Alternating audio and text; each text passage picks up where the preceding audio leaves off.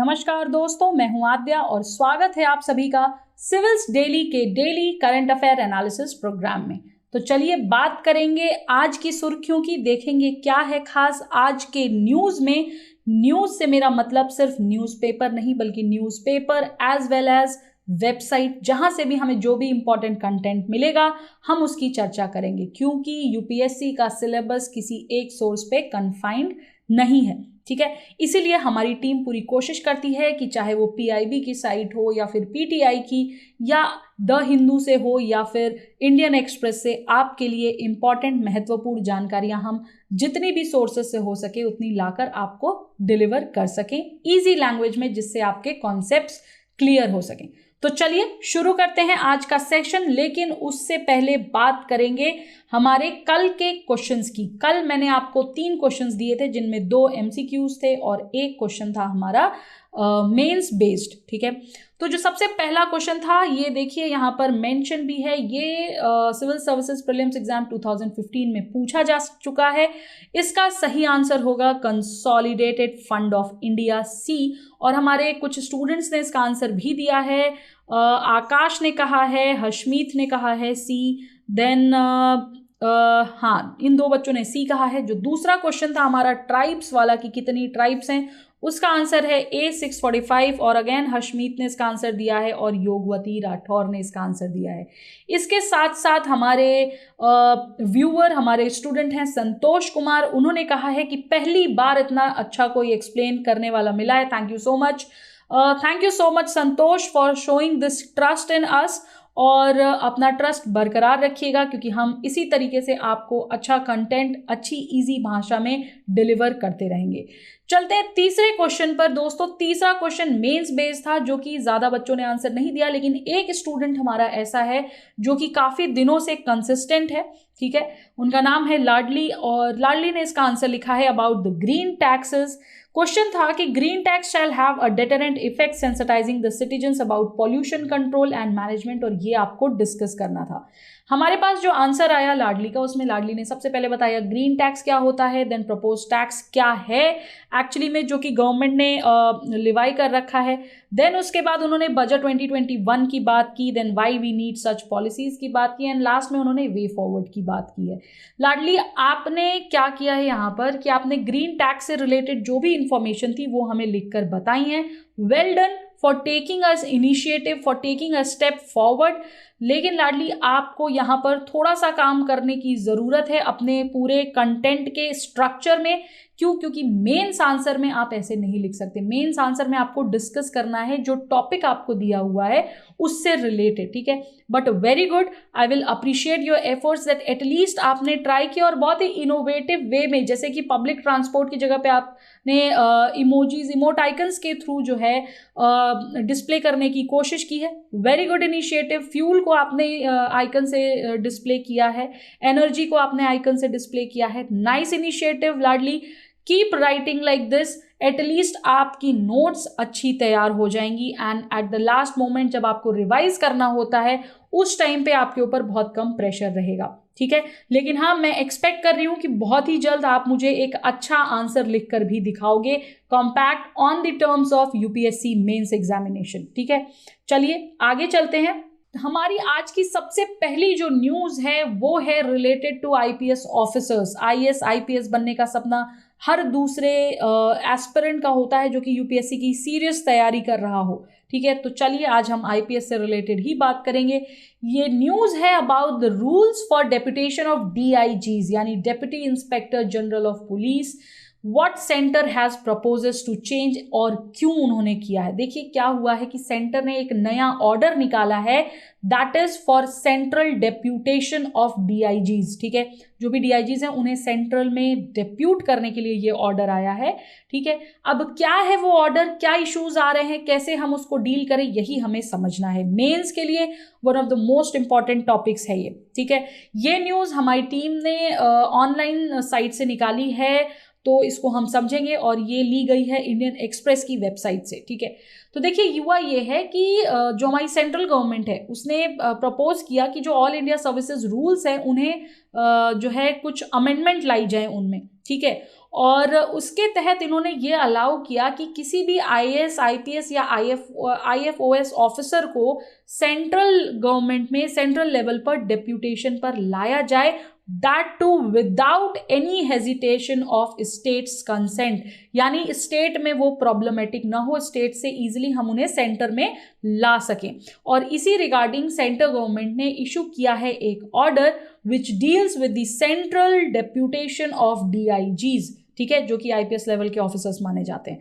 अब हमें समझना है कि भाई वो पूरा का पूरा ऑर्डर क्या है। तो देखिए जो DOPT है उन्होंने ये कहा है कि IPS ऑफिसर्स जो हैं जो कि सेंटर में आएंगे एट द DIG लेवल, उनको आगे चलकर कोई रिक्वायरमेंट नहीं है कि उनको इम्पैनल किया जाए at the same level with the union government, ठीक है। और जो एग्जिस्टिंग रूल्स थे उसके हिसाब से ये था कि जो DIG रैंक के ऑफिसर्स हैं उनके पास कम से कम मिनिमम एक्सपीरियंस होना चाहिए 14 ईयर्स का, ये थे हमारे एग्जिस्टिंग रूल्स, ठीक है। और अगर उनके पास 14 साल का एक्सपीरियंस है तभी उन्हें सेंटर लेवल पर डेप्यूट किया जा सकता है, अगर पुलिस एस्टैब्लिशमेंट बोर्ड उन्हें इम्पैनल करना चाहता है सेंटर पर at the post of DIGs, ठीक है। जो बोर्ड है हमारा उन्होंने चूज किया है पैनल को जिसका की बेसिस है ऑफिसर्स का पूरा करियर या उनका विजिलेंस रिकॉर्ड, ठीक है। और सिर्फ सुपरिटेंडेंट ऑफ पुलिस लेवल के जो ऑफिसर्स हैं उन्हें ही इम्पैनलमेंट की ज़रूरत नहीं है सेंटर पे, रेस्ट ऑफ द ऑफिसर्स को ज़रूरत पड़ेगी। और जो नया ऑर्डर आया है वो पूरा का पूरा एक पूल देता है of DIG level officers in a state जो कि एलिजिबल हैं सेंटर में तैनात किए जाने के ऑन दी सेंट्रल डेप्यूटेशन। तो ये था हमारा पूरा ऑर्डर। उम्मीद करती हूँ आपको समझ आया होगा। इससे रिलेटेड और इश्यूज अब हम देखेंगे। सबसे पहली बात कि भाई इसको इशू क्यों किया गया, why has it been issued. तो देखो ये जो एम है इससे जो इसका जो मुख्य ध्येय था वो था कि भाई जो मैसिव वैकेंसीज हैं उनको हैंडल करने के लिए, ठीक है। एक्चुअली में इसका यही था कि जो हम अगर सेंट्रल में डेप्यूट करेंगे DIG लेवल के IPS ऑफिसर्स को, तो जो बैकड्रॉप में बहुत ज़्यादा मात्रा में जो वैकेंसीज हैं इन दी सेंट्रल पुलिस ऑर्गेनाइजेशंस या हम CAPF में कह सकते हैं, उनको हैंडल किया जा सके, ठीक है। और अगर देखा जाए तो 252 पोस्ट जो हैं वो रिजर्व की गई हैं for IPS officers at DIG level, ठीक है। DIG लेवल के जो ऑफिसर्स हैं उनके लिए 252 पोस्ट जो है रिजर्व की गई हैं सेंटर में, जिनमें से 118 ऑलमोस्ट हाफ पोस्ट हो गई वो अभी भी वेकेंट हैं, ठीक है। यानी 118 सीटें खाली हैं, उनको भरने की ज़रूरत है। तो उसके लिए हमें पूल देना पड़ेगा स्टेट से। और IPS ऑफिसर्स जो हैं उनके पास ऑलरेडी 40% का कोटा होता है इन CPOs या फिर CAPFs में। अब मुद्दा उठता है कि भाई आखिर अगर ऐसा है तो ठीक है, दे दो ऑफिसर्स को, कर दीजिए वैकेंसीज पूरी, आखिर स्टेट को क्या प्रॉब्लम हो रही है। तो देखिए स्टेट जो है वो कुछ ज़्यादा विलिंग नहीं है कि वो अपने ऑफिसर्स को रिलीज करे, लेकिन प्रॉब्लम भी यही है कि स्टेट को विलिंग होना पड़ेगा ना वो अपने ऑफिसर्स को रिलीव करने के लिए, जो ये नया ऑर्डर पास होगा उसके तहत। इनफैक्ट इस नए ऑर्डर के द्वारा ये भी देखा जाएगा कि बहुत सारे स्टेट्स ऐसे हैं सेंटर जिन्हें अटेम्प्ट कर रहा है कि भाई आप जो है अपने यहाँ से उन ऑफिसर्स को, स्टेट के ऑफिसर्स को जो हैं उनको आप भेजिए सेंटर में, ठीक है। और इन्हीं ऑर्डर्स के तहत जो सेंटर है उनके पास पावर हो जाएगी कि वो किसी पर्टिकुलर स्टिपुलेटेड टाइम फ्रेम के अंदर एक सर्टेन कोटा ऑफ ऑफिसर्स को उस स्टेट से सेंट्रल में लाने के लिए राजी हो जाएंगे, ठीक है। मतलब उनके पास ये पावर आ जाएगी, वो स्टेट से सेंट्रल में ले आए। और इससे क्या होगा कि बहुत सारे IAS ऑफिसर्स जो कि सेंट्रल डेप्यूटेशन में हैं वो भी पब्लिक इंटरेस्ट में आ जाएंगे, ठीक है। और इसके साथ साथ अगर कोई ऐसा केस होता है जो कि फेल कर जाता है जहां पर स्टेट अपने ऑफिसर को रिलीव करने में, तो उन्हें डीम करना होगा कि भाई आपको इस पर्टिकुलर डेट के अंदर अपने ऑफिसर को रिलीव करना ही करना है, ठीक है। उनके ऊपर ऑब्लिगेशन हो जाएगी, भाई आपको करना ही करना है, आपके पास चॉइस नहीं है, you have to do this, ठीक है, तो यही है। लेकिन स्टेट्स को जो मुख्य प्रॉब्लम है, जो मेजर प्रॉब्लम है, वही कि अगर हम अपने ऑफिसर्स आपके पास भेज देंगे तो भाई हमारे यहाँ वैकेंसीज बढ़ जाएंगी, और वैसे भी स्टेट में वैकेंसीज है, ठीक है। इसीलिए ये पूरा का पूरा टसल आ रहा है स्टेट गवर्नमेंट और यूनियन गवर्नमेंट के बीच में। अब मुद्दा आता है कि स्टेट्स जो है वो क्यों नहीं रिलीव कर पा रहा है। तो जैसा कि मैंने आपको बताया, एक बहुत ही ज़्यादा सीरियस पॉसिटी है बेसिकली ऑफिसर्स की स्टेट्स में भी। जितना सेंट्रल लेवल पर आप वैकेंसीज देख रहे हैं, लगभग उतनी ही वैकेंसी की स्थिति स्टेट में भी बनी हुई है। इनफैक्ट कॉस्ट कटिंग मूव जो हुआ था अटल बिहारी वाजपेयी जी की रेजिम के दौरान में, जिनमें साइज ऑफ आईपीएस बैचेस जो है वो अदर गवर्नमेंट स्टाफ के अपेक्षा रिड्यूस हो गए थे, ठीक है, इवन दो कि साइजेबल वैकेंसीज तब भी एग्जिस्ट कर रही थी, और लगभग 80 से 90 ऑफिसर्स जो हैं आईपीएस बैच के, उनको कट करके कर दिया गया था 35 से 40 ऑफिसर्स इन 1999 2002 वाले टाइम पे, ठीक है, जिनका एवरेज था लगभग 36। और यही एवरेज एट्रिशन रेट जो है आईपीएस ऑफिसर्स का, ये सुपर एन्युएशन के तहत 85 पर ईयर पर जाकर रुक गया। जो स्ट्रेंथ ऑफ आईएएस ऑफिसर है वो भी इम्पैक्ट हुई due to low intake during 1990s, ठीक है। इस वजह से स्टेट्स जो है वो अपने यहाँ वैकेंसीज नहीं क्रिएट कराना चाहते हैं, और ये किस तरीके से पूरी की पूरी सर्विसेज को अफेक्ट किया है। तो देखिए एनॉमली क्या है कि आईपीएस रिक्रूटमेंट जो है वो बहुत ज़्यादा रूप से अफेक्टेड है कैडर मैनेजमेंट के द्वारा कई सालों से, ठीक है। और कई लेवल्स पर तो ये भी होता है कि जो सैंक्शन नंबर ऑफ पोस्ट है उनके अगेंस्ट में जो आईपीएस ऑफिसर्स हैं या जो आईएएस ऑफिसर्स हैं वो कम हैं, ठीक है। और अदर्स स्टेट भी हैं जो कि मतलब बिल्कुल ही ग्लट में जी रहे हैं। एग्जाम्पल के तौर पर अगर देखें तो यूपी यानी उत्तर प्रदेश के पास डीआईजीज की शॉर्टेज है। हालांकि डीआईजीज और आईजीज दोनों की ही शॉर्टेजेस है, लेकिन बहुत सारे ऑफिसर्स जो हैं वो एडीजीज लेवल पर अवेलेबल हैं, ठीक है। तो ये प्रॉब्लम आ रही है एक्चुअली में स्टेट लेवल पर, ठीक है। आई होप कि आपको समझ आ गया होगा। दूसरे न्यूज पर चलते हैं। दूसरा न्यूज भी इंडियन एक्सप्रेस से लिया गया है। यहां पर बात हुई है कि what are the cluster bombs and thermobaric weapons जो कि रशिया द्वारा यूज किए जा रहे हैं against Ukraine. Human right group Amnesty International जो है उन्होंने अक्यूज किया है रशिया को कि ये क्लस्टर बॉम्ब्स और वैक्यूम बॉम्ब्स को यूज कर रहे हैं, जो कि आज 7वां दिन हो गया लगभग ऑनगोइंग वॉर का, ठीक है। तो यहां मुद्दा उठता है साइंस एंड टेक के हिसाब से ये समझने का कि भाई क्लस्टर म्यूनिशंस क्या होते हैं। देखिए साइंस एंड टेक बहुत इंपॉर्टेंट है, इसलिए थोड़ा जो उसमें करंट वाली चीजें आती हैं वो भी इंपॉर्टेंट हो जाती हैं।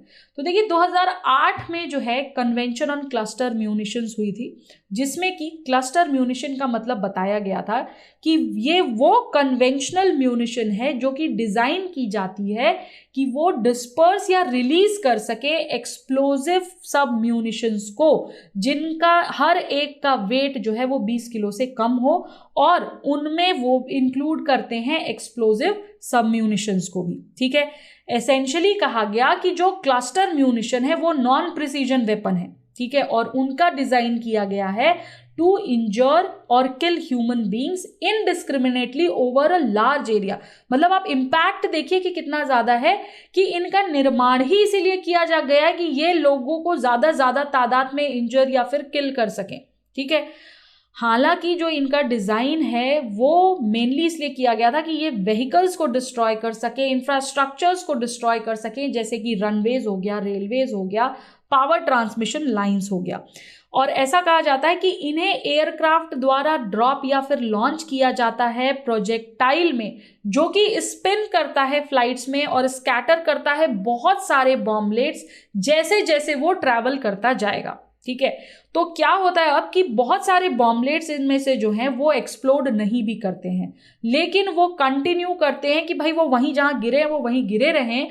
और ऑफन कई बार ऐसा भी होता है कि पार्शली या फुली हिडन हो जाते हैं वो, और इस वजह से उनको लोकेट कर पाना काफ़ी मुश्किल हो जाता है कि भाई हम उन्हें लोकेट कर सकें और रिमूव कर सकें। क्यों? क्योंकि वो अभी भी सिविलियंस के लिए एक थ्रेट, एक मुश्किल जो है वो बना हुआ है।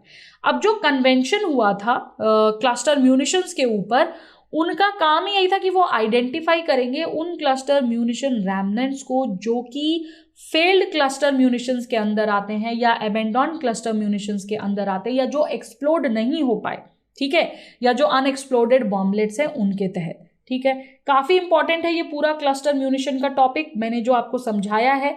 ठीक है, इसको कोशिश करिएगा ग्रास्प करने की। अब दूसरा जो इस न्यूज से निकल कर आता है कि भाई थर्मोबैरिक वेपन क्या है। थर्मोबैरिक वेपन जिसे हम एरोजोल बॉम्ब्स भी कहते हैं, या फ्यूल एयर एक्सप्लोजिव भी कहते हैं, या वैक्यूम बॉम्ब्स भी कहते हैं। ये यूज करते हैं ऑक्सीजन को फ्रॉम द एयर, ठीक है, एक बहुत ही लार्ज और हाई टेम्परेचर ब्लास्ट के लिए। थर्मोबैरिक वेपन जो है, इनसे क्या नुकसान होता है, देखिए इनसे बहुत बड़ी तादाद में at a very greater level devastation होता है, जो कि एक नॉर्मल कन्वेंशनल बॉम्ब उसी साइज का नहीं कर पाएगा, यानी बहुत ज़्यादा लेवल का नुकसान करते हैं।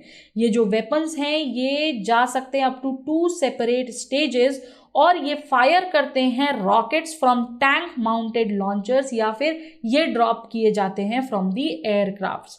और ये जैसे ही टारगेट को हिट करेंगे, सबसे पहले एक एक्सप्लोजन होगा, ठीक है, जो कि स्प्लिट करेगा ओपन बॉम्ब्स फ्यूल कंटेनर को, जिसमें से कि बहुत ज़्यादा तादाद में क्लाउड ऑफ फ्यूल और मेटल पार्टिकल्स निकलेंगे और वो पूरे एरिया में फैल जाएंगे। ठीक है, जो दूसरा एक्सप्लोजन होगा इसके बाद, वो इग्नाइट करेगा इन एरोजोल क्लाउड्स को और बन जाएगा एक बहुत बड़ी बॉल ऑफ फायर, जो कि इंटेंस ब्लास्ट वेव्स निकालेगी, जो इसका रिजल्ट होगा वो होगा कि ये बहुत बड़ी तादाद में डिस्ट्रक्शन ला सकता है, डिस्ट्रॉय कर सकता है बड़ी बड़ी बिल्डिंग्स को, इक्विपमेंट्स को, या इवन ये ह्यूमन बीइंग्स को वेपराइज भी कर सकता है। तो आप देखिए कि कितने खतरनाक है, और अभी एट प्रेजेंट रशिया यूक्रेन के ऊपर इनका इस्तेमाल कर रहा है, जो कि बहुत गलत है। राइट, तो ये दोनों जो हमारे वेपन्स हैं, इनको समझना बहुत ज़्यादा ज़रूरी है। अब मुद्दा उठता है कि क्या ये लीगल है, जो ये वेपन्स यूज किए जा रहे हैं रशिया के द्वारा, क्या ये लीगल है? तो देखिए बहुत सारे देश ऐसे हैं जिन्होंने रेटिफाई किया है कन्वेंशन ऑन क्लस्टर म्यूनिशंस को, और प्रोहिबिट किया है इनके यूज को। जो क्लस्टर बॉम्ब्स या थंबोरिक बॉम्ब्स यूज हो रहे हैं, वेपन्स यूज हो रहे हैं, इनको प्रोहिबिट किया है यूज करने से।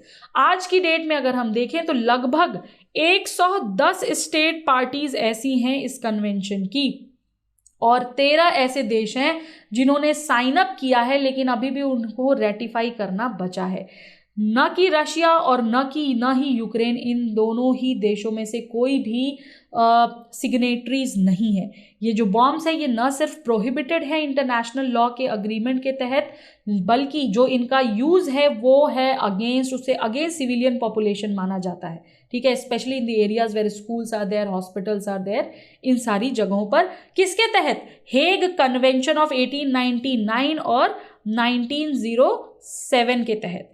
इंटरनेशनल ह्यूमैनिटेरियन लॉ की बात करें तो वो प्रोहिबिट करता है इनके यूज को, और इनडिस्क्रिमिनेट करता है, इनहेरेंटली इनको जो है डिस्क्रिमिनेट करता है, सिरे से खारिज करता है इनके यूज को, जो कि क्लस्टर म्यूनिशंस या क्लस्टर वेपन्स के रूप में, बॉम्ब्स के रूप में यूज किए जा रहे हैं। ठीक है, और इनकी जो लॉन्चिंग है वो इनडिस्क्रिमिनेट मानी जाती है अटैक्स को लेकर के, क्योंकि ये एक बहुत बड़ी मात्रा में किल और सिविलियंस को इंजर करते हैं, एक बहुत बड़ा वॉर क्राइम माना जाता है इन्हें।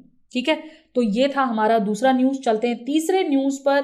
तीसरी न्यूज़ हमारी एक स्टडी है जो कि आज के द हिंदू न्यूज़पेपर में आई है। ठीक है, देखिए ये स्टडी क्यों इम्पॉर्टेंट है, जो इसका सबसे मुझे इम्पॉर्टेंट मुद्दा लगा, एक तो हमारा है एसे, और दूसरा हमारा है मेंस आंसर राइटिंग। ठीक है, मेंस आंसर राइटिंग में स्पेशली जो हमारे सोशल इश्यूज होते हैं, राइट, उनको लेकर ये काफ़ी इंपॉर्टेंट है। अब देखो क्या है कि 9 में से 10 इंडियंस जो हैं उनका ये मानना है कि वाइफ को हमेशा सदैव अपने हस्बैंड को ओबे करना चाहिए, चाहे वो कुछ भी कहे। ये कहती है हमारी ये स्टडी।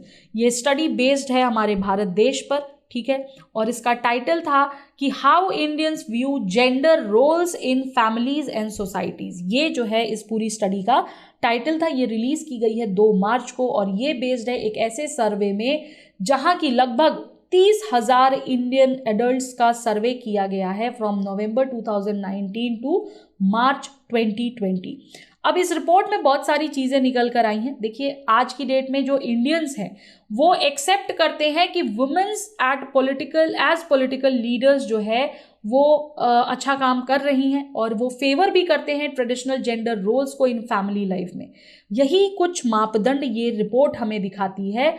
अब बहुत सारे मुद्दे आए हैं इस रिपोर्ट में। देखिए, सबसे पहला मुद्दा हमारा है, ये रिपोर्ट ये कहती है कि लगभग 55% ऑफ इंडियंस जो हैं वो ये बिलीव करते हैं कि भाई main and women make equally good political leaders, right. ठीक है, लेकिन इसके साथ वहां पर ये भी एक नोशन डाल देते हैं कि भाई 9 में से 10 आदमियों का ये कहना है कि औरत को, वाइफ को हमेशा अपने हस्बैंड को ओबे करना चाहिए। ठीक है, दूसरी चीज ट्रेडिशनल नॉर्म्स जो ये रिपोर्ट हमें बताती है वो ये कि इंडियन वुमेन जो हैं they were only slightly less likely than in Indian man to agree with this sentiment, कि ये जो सेंटिमेंट था कि ओबे वाला, इसमें इंडियन वुमेन भी अग्री करती हैं। लगभग यहाँ पर जो रेशियो है अग्रीमेंट का वो 61 वर्सेस 67 है।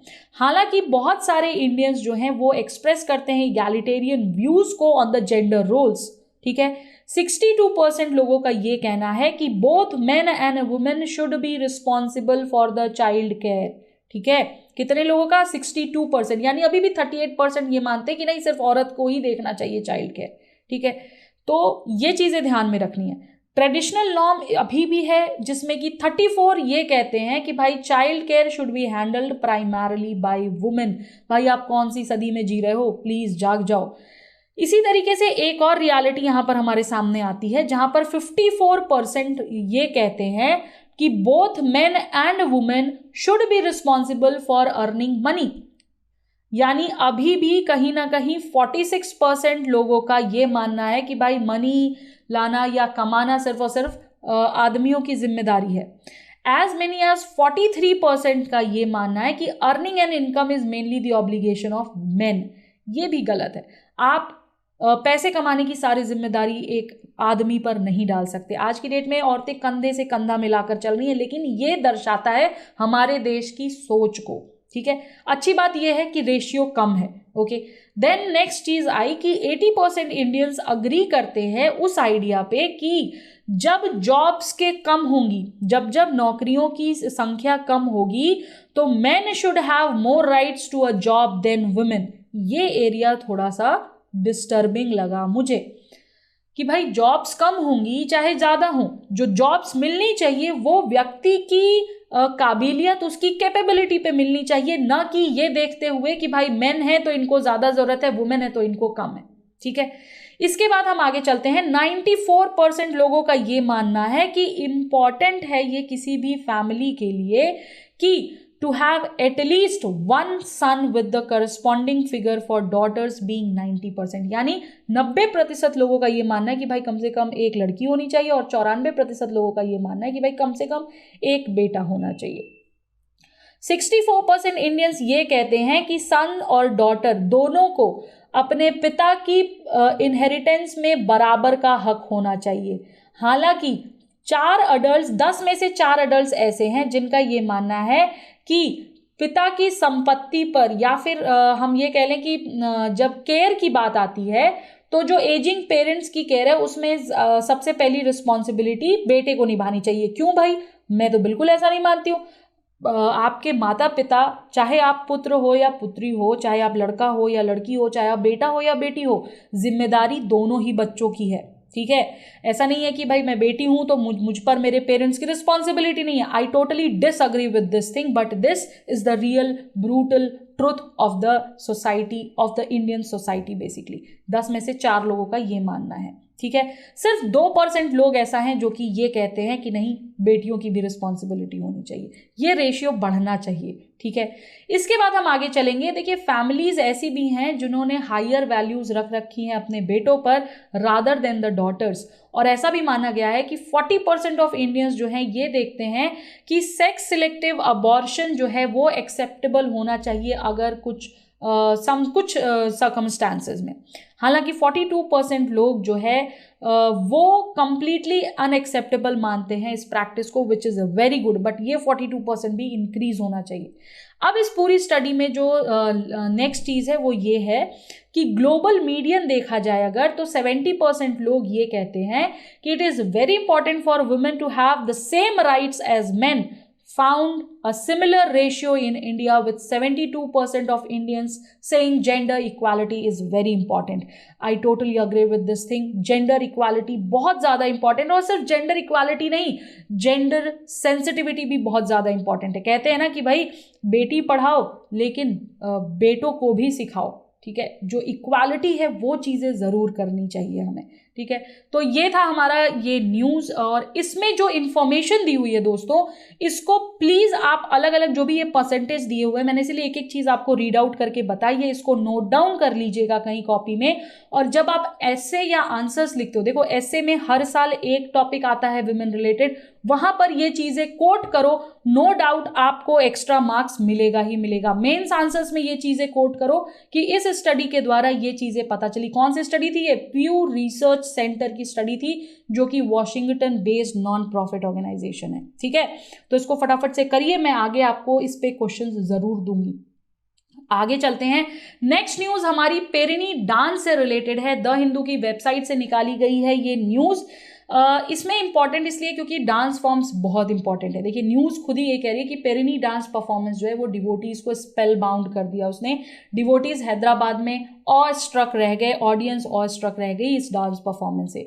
तो देखिए पेरिनी डांस क्या है. पेरिनी शिवा थांडवम एक एंशियंट डांस फॉर्म है तेलंगाना का, जो कि रिवाइव किया गया है रिसेंट टाइम्स में. तो अगेन ये वेरी वेरी इंपॉर्टेंट है, प्रीलिम्स के लिए तो बहुत ज़्यादा, मेंस के लिए भी इंपॉर्टेंट है. वैसे इसका ओरिजिन तेलंगाना में हुआ, ये प्रॉस्पर भी तेलंगाना में हुआ ड्यूरिंग काकातिया डायनेस्टी. तो देखो काकातिया डायनेस्टी को प्लीज़ देख लेना, हिस्ट्री में इंपॉर्टेंट है, कई बार इसका रेफरेंस आ चुका है.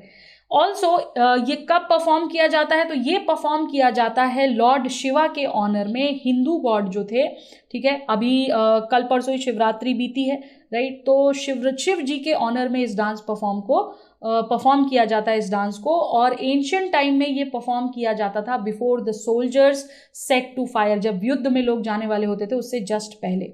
लोगों को इसके एविडेंस मिलते हैं स्कल्पचर्स में नियर गरबा गुडी, जो कि सैंक्टम सेंक्टोरम है of the Ramappa temple at Warangal में, ठीक है. थोड़ी सी और जानकारी इसके बारे में लेंगे. देखिए ये इमेज जो है, ये ऐसे डांस फॉर्म्स होते हैं इनके, तो ये यहाँ से ध्यान रखिएगा, ठीक है. परफॉर्मेंस डिटेल की बात करें तो पेरिनी शिवा थांडवम जो है ये डांस फॉर्म में यूजुअली परफॉर्म किया जाता है मेल्स के द्वारा, यानी आदमियों द्वारा. ये जो है इसे डांस ऑफ वॉरियर्स भी कहा जाता है. और पहले जो है क्या होता था कि इससे पहले कि वॉरियर्स या सोल्जर्स लड़ने के लिए निकलते थे युद्ध के मैदान के लिए, उससे पहले उन्हें ये डांस पर जो है वो इनैक्ट करते थे before the idol of Lord Shiva. इस डांस फॉर्म को पेरिनी कहते हैं, और ये अपने पिनाकल में पहुंचा during the rule of Kakatiya dynasty, जो कि स्टैब्लिश हुई थी एट वरंगल में, ठीक है. और 2 सेंचुरीज तक लगभग इन्होंने रूल किया. और ऐसा माना भी जाता है कि ये जो डांस फॉर्म है ये व्यक्ति में प्रेरणा लाता है, इंस्पिरेशन लाता है कि वो जो है डेडिकेटेडली सुप्रीम डांसर जो हमारे लॉर्ड शिवा हैं उनकी तरफ जो है हमें इंक्लाइन करता है, हमें इंस्पायर करता है, ठीक है. तो उनके प्रति हमारी जो डेडिकेशन है, जो डिवोटनेस है, वो इस डांस फॉर्म से हमारे अंदर आती है. बहुत इंपॉर्टेंट डांस है. तांडव से रिलेटेड ऑलरेडी क्वेश्चंस आ चुके हैं, तो इसलिए इसको ध्यान से देख लीजिएगा, ठीक है.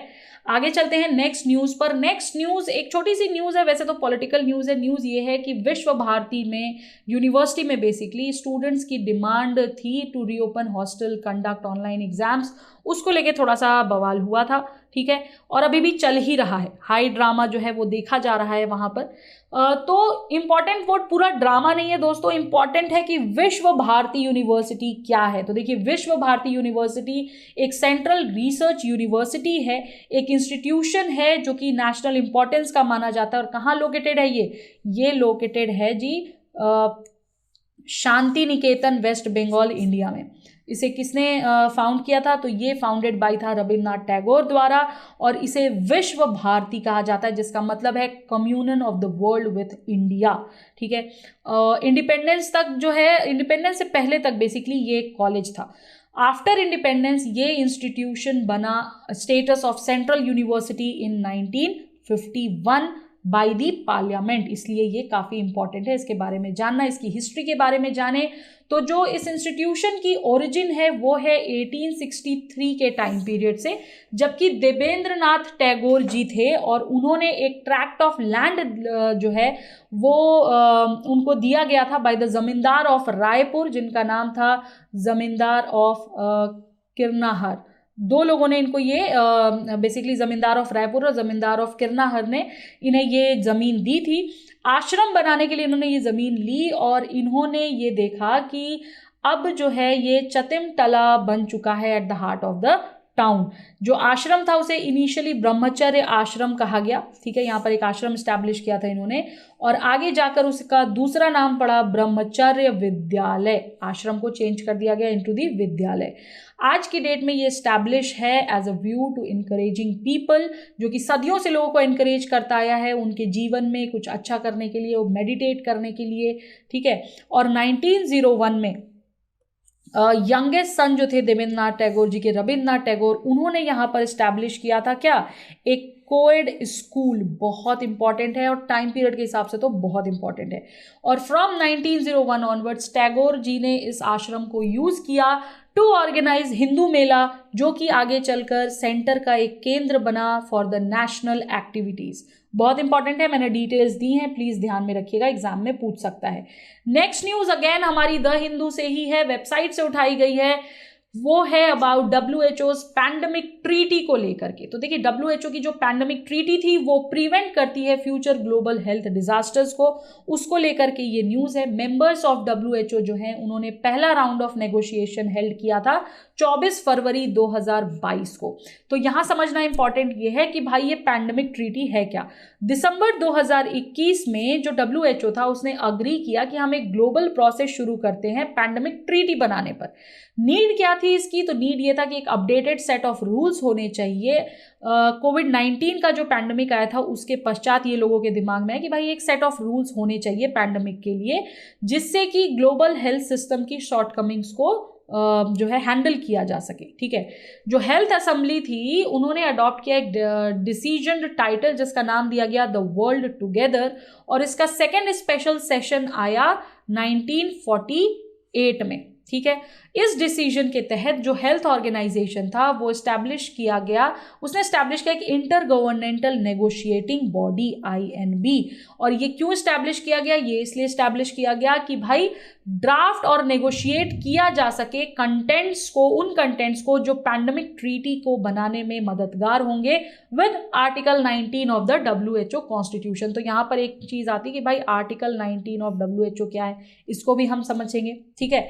आगे चलते हैं, कवरेज की बात करेंगे। तो ये जो ट्रीटी थी पैंडेमिक ट्रीटी, ऐसा एक्सपेक्ट किया जाता था कि ये कवर करेगा पूरा का पूरा aspect of data sharing, genome sequencing, emerging जो वायरस है उसके बारे में data, then equitable distribution of vaccines हो रही हैं कि नहीं, ड्रग्स पहुंच रहे हैं कि नहीं, इन तमाम चीज़ों पर जो रिसर्च है उनको ये हैंडल करेगा। इसके अलावा ये सॉल्यूशंस भी देगा कोविड-19 पैंडेमिक से रिलेटेड, जो कि इनइक्विटेबल डिस्ट्रीब्यूशन ऑफ वैक्सीन्स के तहत देखी जाएंगी, ठीक है। और जो पुअरर कंट्रीज है, जो गरीब देश हैं, उनकी मर्सी पर, at the mercy of others जो है उन्हें प्रदान किया जाएगा कि भाई आपको प्रिवेंटिव मेडिकेशन आप तक पहुंचाई जा सके, ठीक है।